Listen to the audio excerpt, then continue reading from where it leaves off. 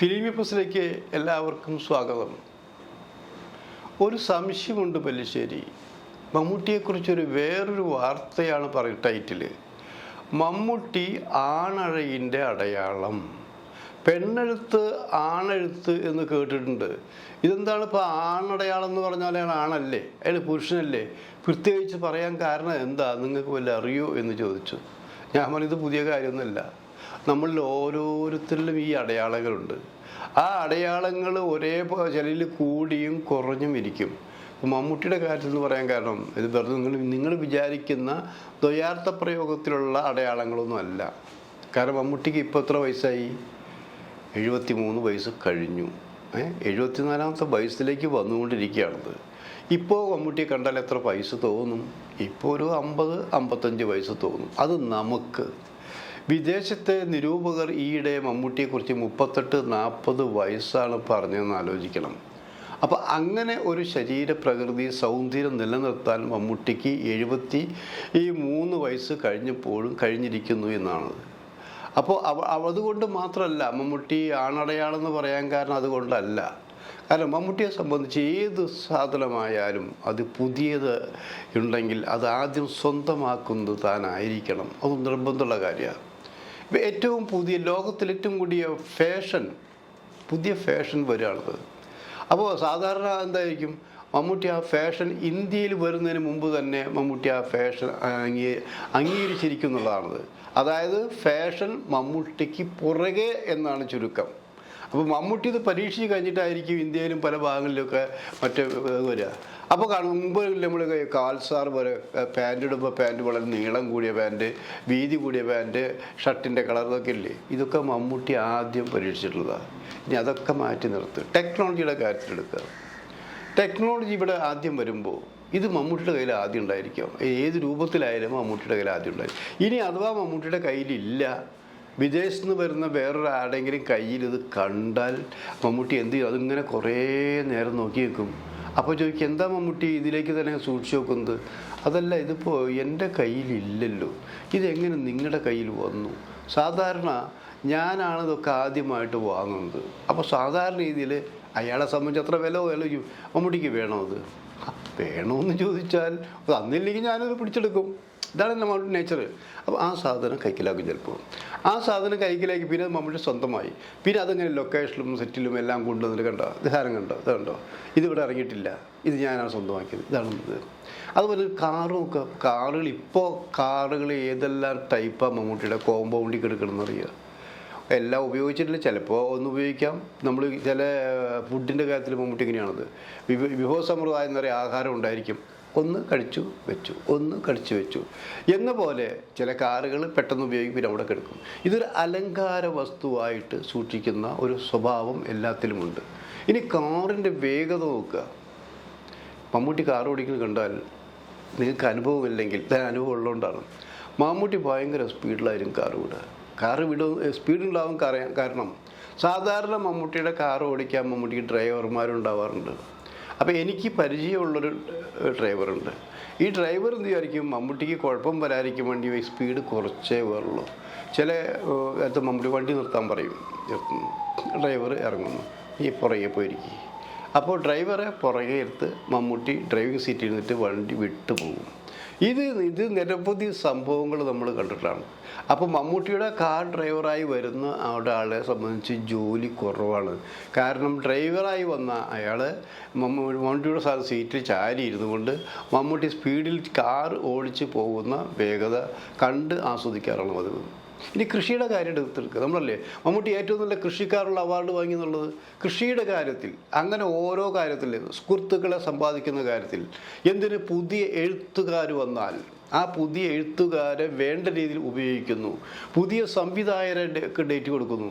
അങ്ങനെ അവരുടെ ഊർജം, ആ ചെറുപ്പക്കാരുടെ ഊർജം മാക്സിമം കഴിവുകൾ ഉപയോഗിച്ചുകൊണ്ട് തനിക്ക് പ്രായമായില്ല തെളിയിച്ചുകൊണ്ട് പുതിയ സിനിമകൾ, പുതിയ കഥാപാത്രങ്ങളാണ് മമ്മൂട്ടി ചെയ്തുകൊണ്ടിരിക്കുന്നത്. അപ്പോൾ അതിൻ്റെ വേറൊരു ഉദാഹരണം നമ്മൾ ഈ അടുത്ത കാലത്ത് കണ്ടു കഴിഞ്ഞല്ലോ. കാരണം എല്ലാവരും വില്ലൻ റോളുകൾ അഭിനയിച്ചവർ പിന്നെ നായക റോളിൽ അഭിനയിക്കുള്ളൂ. നായക വേഷത്തിൽ അഭിനയിച്ചു കഴിഞ്ഞാൽ വില്ലൻ വേഷങ്ങളിലേക്ക് തിരിച്ചു വരാൻ ഒരു പ്രയാസം ഉണ്ടായിരിക്കാം. എന്നാൽ മമ്മൂട്ടിയുടെ ഈ അടുത്ത കാലത്ത് ഇറങ്ങിയ ചില സിനിമകളുടെ സ്ഥിതി എന്താ? മറ്റ് പലരും പല രാജ്യങ്ങളിലും ബാൻ ചെയ്ത സിനിമകൾ പോലും ഇവിടെ നന്നായിട്ട് ഓടുന്നു. അതൊരു പ്രതിനായക വില്ലൻ വേഷമാണെന്ന് ആലോചിക്കണം. അതായത് ഇമേജ് തകരുന്ന കഥാപാത്രമായാലും ശരി, അത് അഭിനയിച്ചുകൊണ്ട് അഭിനയ പ്രതിഭ കൊണ്ട് മമ്മൂട്ടി ആ കഥാപാത്രത്തിൻ്റെ മൈനസ് പോയിൻ്റ് പ്ലസ് പോയിൻ്റ് ആക്കി മാറ്റുന്നതാണത്. പിന്നെ നമ്മൾ ആലോചിക്കണം, ഇതിപ്പോൾ കളറിൻ്റെ കാലഘട്ടമാണ്. കളർ തന്നെ വെറൈറ്റി കളറുകളാണെന്ന് ആലോചിക്കണം. അപ്പോൾ ബ്ലാക്ക് ആൻഡ് വൈറ്റ് പഴയ സിനിമകൾ നമ്മളൊന്ന് കണ്ടു നോക്കൂ. ആ സിനിമകളൊന്നും വലിയ കാര്യമായി. അതേ ബ്ലാക്ക് ആൻഡ് വൈറ്റ് സിനിമകൾ ഇപ്പോൾ നമ്മൾ ഇട്ട് കാണുമ്പോൾ കാലം മാറിയ പോക്കെ എന്ന് പറയില്ലേ? അതേ സ്ഥാനത്ത് മമ്മൂട്ടിയുടെ Bramayugam black and white full length സിനിമയല്ലേ? ആ സിനിമ ഇവിടെ ജനം അംഗീകരിച്ചു, ആ സിനിമ കണ്ട് കൈയടിച്ചു, ആ സിനിമയ്ക്ക് പ്രചാരം ലഭിച്ചു, കോടികൾ അത് കൊയ്തിരിക്കുകയാണെന്ന് ആലോചിക്കണം. ഇങ്ങനെ ഇതൊക്കെ പറയുമ്പോഴാണ് മമ്മൂട്ടിയുടെ ആണടയാളം എന്ന് പറയുന്നത്. കാരണം അത് എല്ലാ ആണുങ്ങൾക്കും പറ്റില്ല, ചില പ്രത്യേക ആണുങ്ങൾക്കേ പറ്റുള്ളൂ എന്ന് ആലോചിക്കണം. ഇതൊക്കെ മാറ്റിയിരിക്കുക. ഇനി ഫാഷൻ്റെ കാര്യത്തിലായാലും ശരി, ഏറ്റവും പുതിയൊരു ഉദാഹരണം കൂടി പറയാം. തിരുവനന്തപുരത്ത് ഒരു സംവിധായകൻ്റെ വിവാഹം നടക്കുന്നുണ്ട്. അപ്പോൾ ആ വിവാഹം നടക്കുമ്പോൾ മമ്മൂട്ടിയും പോകണം. കാരണം അയാളുടെ സിനിമയിൽ മമ്മൂട്ടിയും അഭിനയിച്ചിട്ടുണ്ട്. അയാൾ വീണ്ടും സിനിമകൾ വരും. അപ്പോൾ സാധാരണ രീതിയിൽ പലരും മമ്മൂട്ടി വരുമോ? അപ്പോൾ സംവിധാനം പറഞ്ഞു തീർച്ചയായിട്ടും മമ്മൂട്ടി വരും, എൻ്റെ കല്യാണത്തിന് മമ്മൂട്ടി വരാമെന്ന് ഉറപ്പ് തന്നിട്ടുണ്ട്. അപ്പം മമ്മൂട്ടി ഇങ്ങനെ നേരത്തെ ഒന്നും വന്ന് ഇരിക്കില്ല കല്യാണത്തിന്. മമ്മൂട്ടി ഒരുവിധം ആൾക്കാർ VIP കളെല്ലാം വന്ന് കഴിഞ്ഞു എന്ന് ബോധ്യം വരുമ്പോഴാണ് മമ്മൂട്ടി അവിടെ ലാൻഡ് ചെയ്യുക. അപ്പോൾ എന്തായിരിക്കും? എല്ലാവരുടെയും ശ്രദ്ധ മമ്മൂട്ടിയിലേക്കായിരിക്കും.